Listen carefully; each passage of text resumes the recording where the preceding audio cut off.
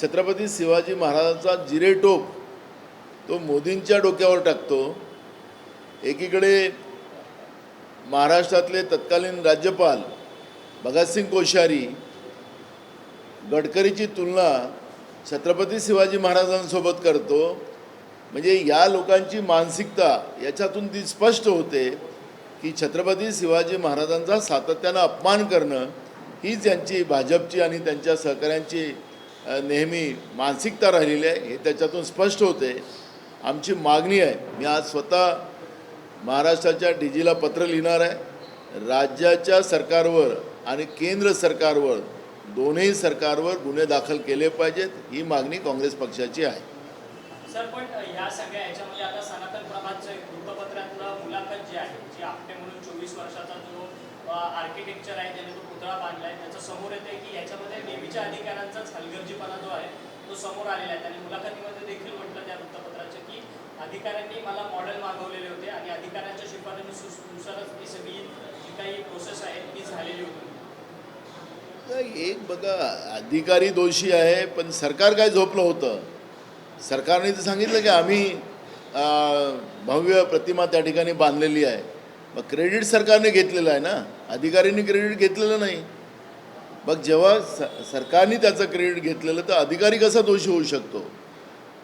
तुम्हाला त्या ठिकाणी जनतेने सत्तेमध्ये बसवलं म्हणजे अधिकारीच नी काम करावं, अधिकारी कसे काम करतात त्याच्यावर लगाम ठेवण्याचं काम हे सरकारचं आहे। अधिकारी भ्रष्ट असेल तर त्याला लगाम लावण्याचं सरकारचं काम आहे, पण सरकारच भ्रष्टाचारी आहे, सरकारच कमिशनखोर आहे, तर मग तो आर्किटेक्ट काय सांगतो? त्यांनी कधी मूर्त्या बनवल्या, कधी अशा भव्य प्रतिमा बनवल्यात? त्यांच्याच इंटरव्ह्यूमध्ये आपण वाचलं असेल, इंटरव्ह्यूचा उल्लेख केला, त्यांचं हे पहिलं प्रतिमा होती।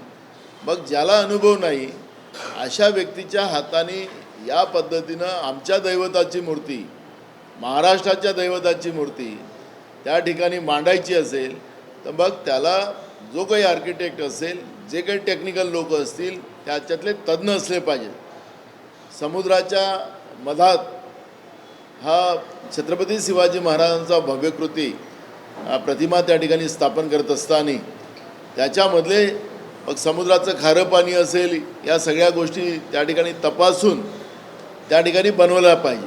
पण ह्या लोकांचं जे भ्रष्ट व्यवहार जो आहे तो याच्यातून स्पष्ट होत आहे।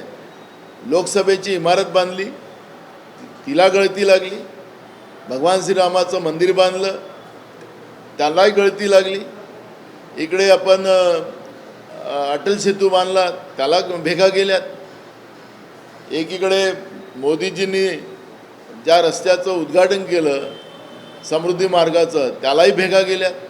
मग आता मोदीजी ज्याला ज्याला हात लावतात तिथं ह्या सगळ्या गोष्टी होतात काय, हा प्रश्न आता लोकांच्या समोर आलेला आहे। त्याच्यामुळे आमची भूमिका स्पष्ट आहे की याच्यातली चौकशी व्हावी, पण अधिकारी किंवा कोणी कॉन्ट्रॅक्टर हा त्याला दोषी आहे आम्ही असं मानत नाही, सरकारच त्याला दोषी आहे, ही भूमिका काँग्रेस पक्षाची आहे। सर, मुख्यमंत्री म्हणतात की 45 किलोमीटर प्रति तासाने वारे जे आहेत ते वेगाने वाहत होते, त्यामुळे हा संपूर्ण पुतळा जो पडला गेला। परंतु हवामान खात्यानुसार जर काल मालवणातली माहिती घेतली तर 26 किलोमीटर प्रति तासाने वाऱ्याचा वेग होता। बघा, मुख्यमंत्री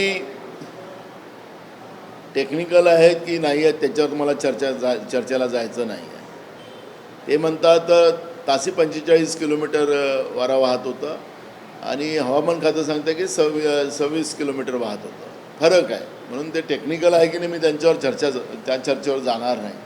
पण जो अपमान महाराष्ट्राचा दैवताचा या कमिशनखोर सरकारने केलेला आहे, या सरकारने स्वतः जबाबदारी घेऊन, नाही तर केंद्र सरकारने जबाबदारी घेऊन पाय उतार झालं पाहिजे, ही भूमिका महाराष्ट्राच्या जनतेची आहे। कदापि या सरकारने स्वतःहून पाय उतार झालं नाही तर महाराष्ट्रातली जनता आपल्या दैवताचं छत्रपती शिवाजी महाराजांचा अपमान जो या लोकांनी केलेला आहे तो कधीच सहन करणार नाही। आणि मग निवडणुका लागू द्या, यांना रस्त्यावर फिरायला बंदी केली लोकांनी, तर मग महाराष्ट्रामध्ये बघा आज यांच्याजवळ सत्ता आहे, सत्तेचा दुरुपयोग करतात आहे। महाराष्ट्रामध्ये नराधाम व्यवस्था जी मोठ्या प्रमाणात ती मानसिकता वावरते आहे. प्रत्येक जिल्ह्यामध्ये शाळेतल्या मुली असुरक्षित झालेल्या आहेत, घराच्या समोर उभ्या असलेल्या मुली असुरक्षित झालेल्या आहेत. तरी हे सरकार गप्प बसलेलं आहे, प्रशासन गप्प बसलेलं आहे आणि त्याच्यामुळे जनतेमध्ये राग आहे. आणि आता ही घटना जी आहे ही महाराष्ट्राच्या जनतेच्या जिवारी लागलेली आहे आणि म्हणून या सरकारने स्वतः जनतेची माफी तर मागितलीच पाहिजे आणि स्वतः पायउतार झाले पाहिजे, ही भूमिका आमची आहे.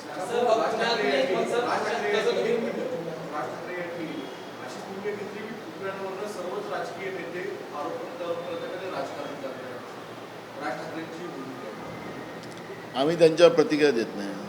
सर, पुण्यातून एक पुन्हा एकदा तुम्ही जसं असुरक्षिततेचा मुद्दा मांडला, पुण्यातून पुन्हा एकदा एक धक्कादायक बातमी समोर आलेली आहे की हात आणि पाय कापून एका मुलीचं धड फक्त नदीत टाकलेलं समोर आलेलं आहे. पुण्यातील चंदनगर पोलिसांना आता त्याच्याबद्दलचा गुन्हा नोंदवला गेला. मी मगाशी म्हणालो की महाराष्ट्रात महिला असुरक्षित आहे, मुली असुरक्षित आहे, ही चाललेलंच आहे. सरकार विरोधकावर आरोप करतं की विरोधक याच्यामध्ये राजकारण करतायत. तुम्हाला सत्ता चालवता येत नाही, तुम्हाला प्रशासनाला लगाम लावता येत नाही, तो तुमचा दोष आहे. विरोधकांवर आरोप करण्यापेक्षा महाराष्ट्रामध्ये जे काही सिरियल चाललेलं आहे ते तातडीनं थांबवलं पाहिजे. पण राज्यातलं सरकार काल आता मुंबई ते गोवा रस्त्यांचे गड्डे बघण्यासाठी राज्याचे मुख्यमंत्री गेले होते. त्याचं भविष्यात किती इस्टिमेट बनवायचं आणि किती मलिंदा खायचा तो त्यांचा उद्देश होता का? महाराष्ट्राच्या विधानसभेमध्ये डिसेंबरच्या अधिवेशनामध्ये, नागपूरच्या अधिवेशनात सांगितलं होतं राज्याच्या मंत्र्यांनी की आम्ही मार्चपर्यंत मुंबई ते गोवा रस्ता पूर्ण करू. आता आपण ऑगस्ट संपायला आलं, आता अजूनपर्यंत रस्ता नाही. आता मुख्यमंत्री गड्डे पाहायला चालले आहेत. याचा अर्थ जे काही भ्रष्टाचाराच्या व्यवस्था ज्या महाराष्ट्रामध्ये चाललेल्या आहेत त्याचं दर्शन काल मुख्यमंत्र्यांनी करून दिलं आणि ते कोकणात तिकडे गेलेत आणि छत्रपती शिवाजी महाराजांची प्रतिमा त्या ठिकाणी पडली आणि वाऱ्यानं पडली असं ते सांगतात. म्हणजे हे कसं नालायक सरकार आहे, या सरकारचा याच्यातून आपल्याला अंदाज येतो आहे. सर, मुख्यमंत्र्यांनी दावा तर केला 45 किलोमीटर प्रतिवेगाने जे वारे आहेत ते वाहत होते, परंतु एकट्या मालवणमध्ये त्या पुतळा जो होता छत्रपती शिवाजी महाराजांचा पुतळा तो नुकसानग्रस्त झाला आहे. मालवणमध्ये इतर परिसरात कुठेही नुकसान असं कुठं झालेलं नाही. मला त्याच्यावर जायचं नाही ना, कारण की ते तर राज्यातला मुख्यमंत्री हे विधानसभेतही बोलत असताना ते कसं बोलतात, कसं ते कॉमेडी शो करतात हे आपण सगळेजण पाहतो आहे. त्यामुळे मला मुख्यमंत्र्यांच्या काल 45 तासिक किलोमीटर वारे चालत होते की 26 किलोमीटरमध्ये जायचं मला नाही आहे. पण प्रतिमा बांधत असताना, त्या ठिकाणी मांडत असताना समुद्रामध्ये चाललेली वारे, समुद्रामध्ये असलेलं खारं पाणी, त्याचा प्रादुर्भाव, या सगळ्या गोष्टी बघितल्या जातात. इंग्रजांनी इंडिया गेट बांधलेला आहे इथं, त्यावेळेस त्यांनी हे सगळी परिस्थिती पाहून त्या ठिकाणी बांधलेलं आहे. अजूनही त्या गेटला, इंडिया गेटला त्या ठिकाणी कुठलंही काही झालेलं नाही. नाही तर ते म्हणले असते ना तासी वाहिलेलं होतं आणि म्हणून इंडिया गेट पडलेला आहे.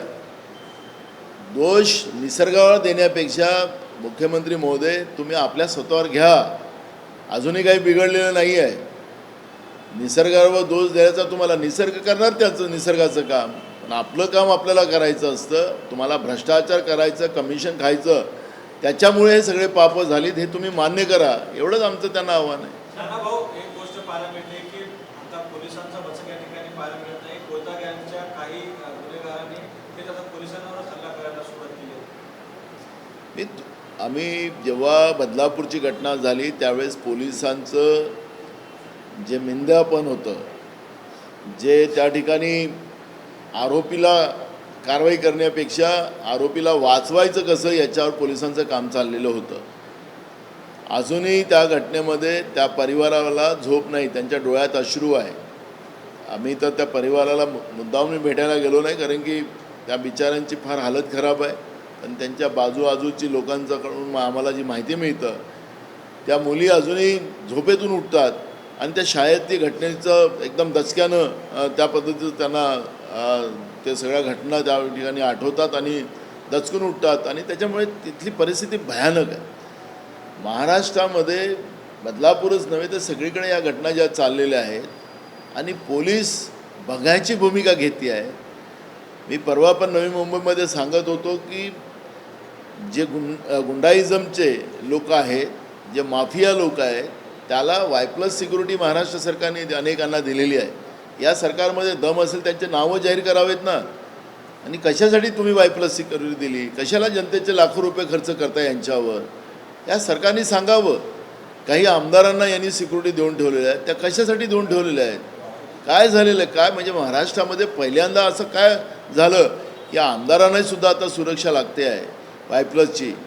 कशासाठी चाललेलं आहे हे कळायलाच कारण नाही. जनतेच्या पैशाची उधळपट्टी, पोलीस प्रशासनाला पूर्ण मिंदय करून ठेवलेलं आहे. त्यांना पूर्ण तुम्ही पण खा आम्ही पण खातो अशा पद्धतीची ही सरकारची भूमिका. आणि त्याच्यामुळे महाराष्ट्राच्या जनतेला हे सगळे त्रास भोगावं लागतं. आणि महाराष्ट्राची जनता या सरकारपासून त्रासून गेलेली आहे. जनतेच्या पैशाची उधळपट्टी करून स्वतःची प्रसिद्धी, स्वतःचे ॲड टी व्ही आणि बोर्डच्या माध्यमातून हे सरकार करताना आपण पेपरच्या माध्यमातून पाहतो आहे. त्यामुळे या सरकारच्या बद्दलचा राग जनतेमध्ये भयानक आहे. फक्त निवडणुका लागायची लोक वाट पाहतात. सर, दीपक केसरकर यांनी बदलापूरच्या घटनेच्या संदर्भात एक कमिटी स्थापन केली होती चौकशीसाठी. काल त्या कमिटीचा अहवाल जो आहे तो दीपक केसरकर शिक्षण मंत्री यांना सुपूर्द करण्यात आला. त्याच्यामध्ये धक्कादायक माहिती समोर बाहेर आलेली आहे की 15 दिवस त्या शाळेचा CCTV फुटेज जो आहे तो बंद होता. नाही, बंधन होतं, त्याच्यातले सगळे पुरावे नष्ट करण्यात आलेले आहेत. हे बंद काय आता म्हणून माननीय उच्च न्यायालयाने सुमोटो हे प्रकरण आपल्याकडे घेतलेलं आहे. मला काहीतरी अंदाज होता की आज काहीतरी हे प्रकरण माननीय सुप्रीम कोर्टात येणार होतं असं काहीतरी. उच्च न्यायालयात आज म्हणजे मंगळवारी आज काहीतरी लागणार अशा पद्धतीचं होतं. आपणही त्याला पुष्टी करताय की 2:30 वाजता ते प्रकरण लागते आहे. त्यामुळे माननीय उच्च न्यायालयावरच आता आमचा विश्वास आहे. या प्रकरणामध्ये चौकशी होऊन जे दोषी आहेत त्या सगळ्यांवर कारवाई व्हावी आणि पुढच्या काळात महाराष्ट्रामध्ये अशा घटना होऊ नये अशा पद्धतीचं पनिशमेंट या लोकांना व्हावं ही मागणी आम्ही करतो आहे. महाविकास आघाडीच्या काही नेत्यांची बैठक झाली. त्या बैठकीमध्ये मुंबईतल्या जागा वाटपाची चर्चा पूर्ण झाली आहे का? काँग्रेस पक्ष किती मुंबई जागा आहे या अजून त्याच्यावरची चर्चा पूर्ण नाही झाली. बैठक झाली पण त्याच्यावरची अजून चर्चा पूर्ण झालेली नाही. जेव्हा चर्चा पूर्ण होईल त्यावेळेस आम्ही तुमच्या समोर हे सगळं मांडू.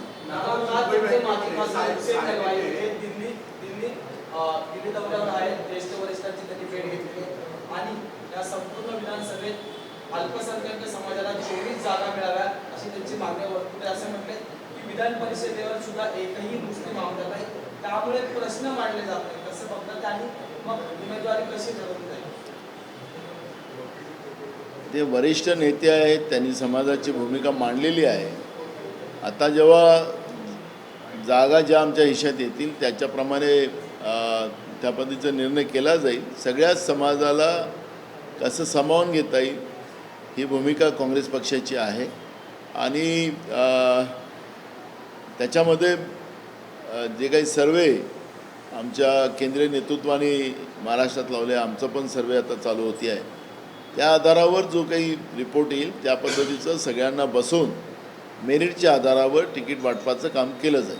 दरेकरांना दरेकरांची व्यक्तिमत्व की मुंबई बँक काम करते त्याला सायनमध्ये भूखंड दिला गेला, तो कॅबिनेटचा निर्णय घेतला, वास्तविकतेत कोणतीही निवेदनं काढता की भूखंड असा स्वरूपाचा दिला गेला आणि त्याच्यावरून आता खूप मोठ्या स्वरूपात आरोप केले जातात. आता मुंबई बँकचं प्रकरण हे कसं दाबलं गेलं, किती मोठं करप्शन त्याच्यामध्ये आहे हे आपल्याला सगळ्यांना माहिती आहे.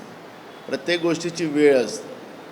1.5-2 महिन्यानंतर अजून मुंबई बँकेत काय काय झालं, काय काय आहे ते आपल्याला पाहायला मिळणार आहे. पण आत्ता जे भूखंड वगैरे इश्यू आहे त्या मोठ्या प्रमाणात श्रीखंड त्या ठिकाणी खाल्ला गेलेला आहे आणि त्याच्यामुळे भूखंड त्याच्यामधला दिलेला आहे अशी आमच्याजवळ माहिती आहे.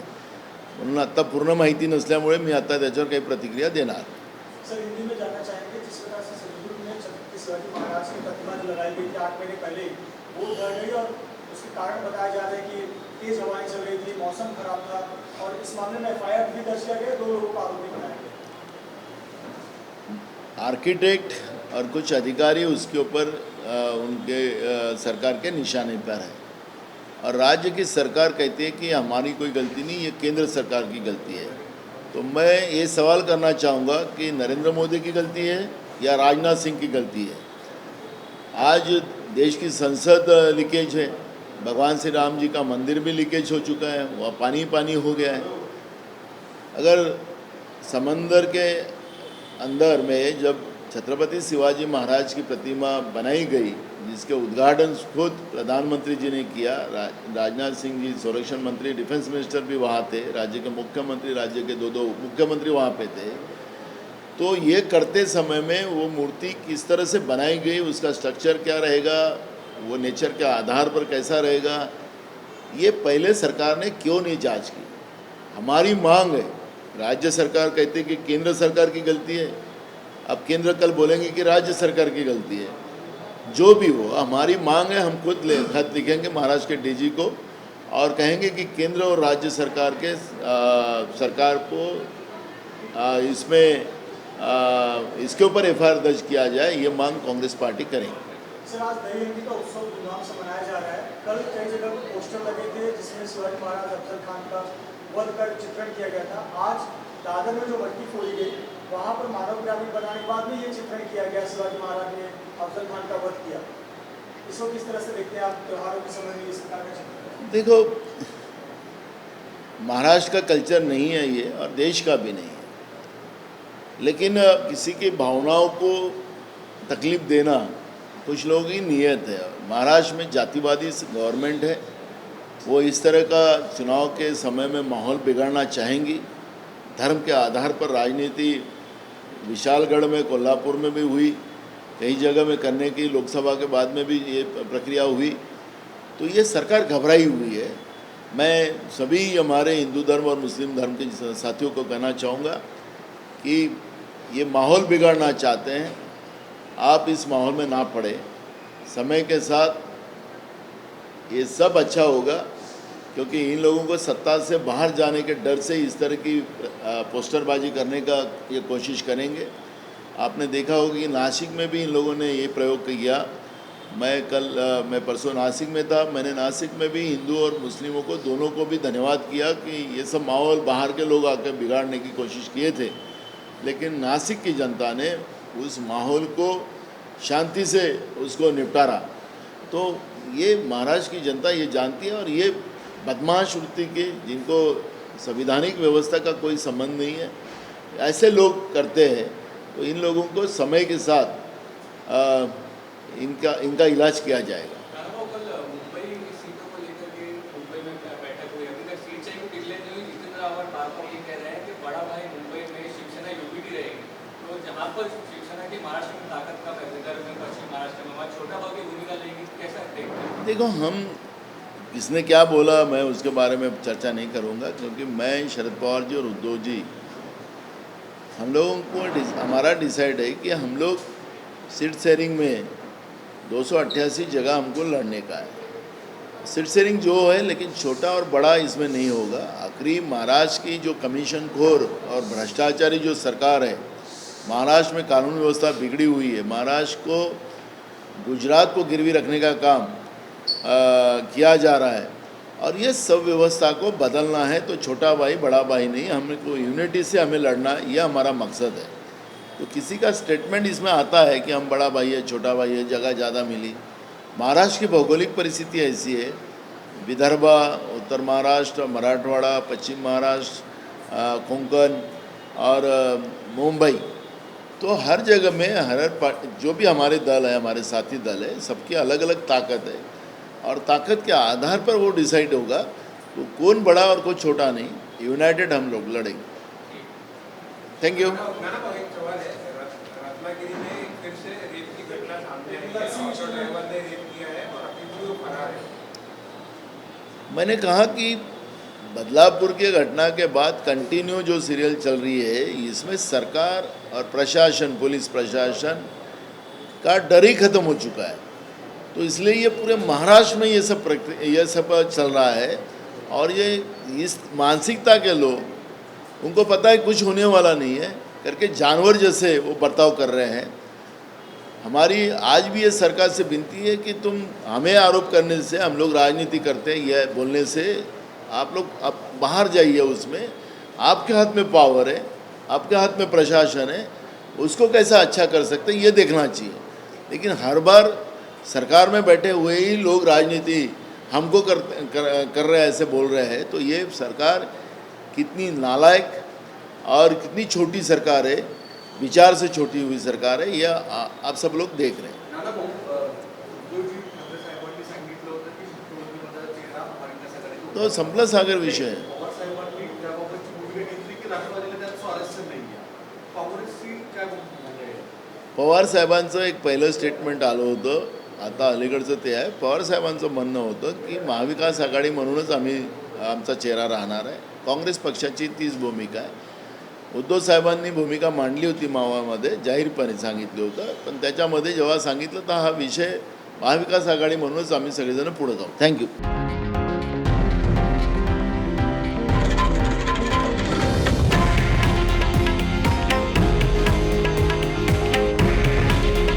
हे आहे देशातील नंबर 1 न्यूज नेटवर्क आणि आपण पाहत आहात TV9 मराठी।